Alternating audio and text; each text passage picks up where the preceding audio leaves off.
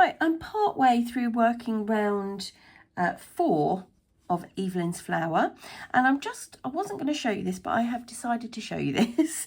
I want to just stop before we get to this point. Let's just recap how we've got here. I haven't shown you any of this because honestly you're probably fine, but just in case you're not, let's just revisit what we've got in front of us so far.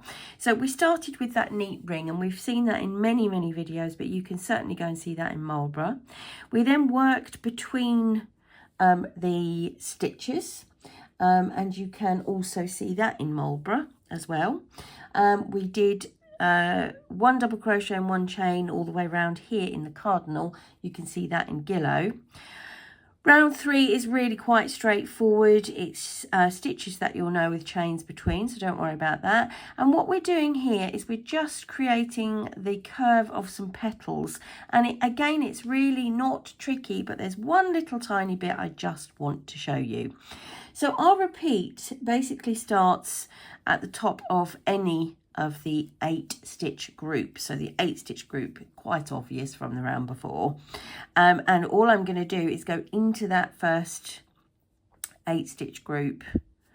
Sorry, the first stitch of that 8 stitch group. And of course I've picked the one here to show you where I've fastened off, so it's impossibly hard to get into. But I will make 1 double crochet in there. And we're just building again, sort of building up through the sizes of stitches. So 1 half treble into there, 2 treble and 1 half treble into the next one. So it's not tricky at all.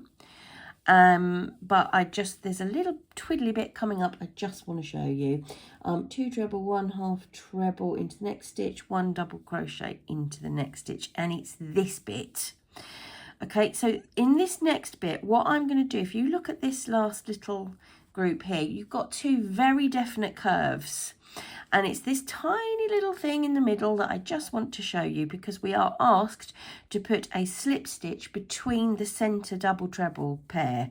So the centre double treble pair is actually the left hand stitch of this little group and the right hand stitch of this little group. So you can see there's 2 groups of stitches there if I separate them, and we're going to do a slip stitch, make a slip stitch between those 2 groups.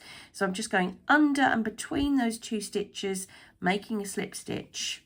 All very straightforward, but what you then need to do is work into that stitch at the top of this double treble. And because you've made the slip stitch, it does close it up a fair bit. And you might be tempted to come across and go into this one when you've in fact missed the stitch and you need to go into that one there. And that is really all I wanted to show you on this round, because that throws everything out if you miss that. All right, so that's the twiddly bit for round 4.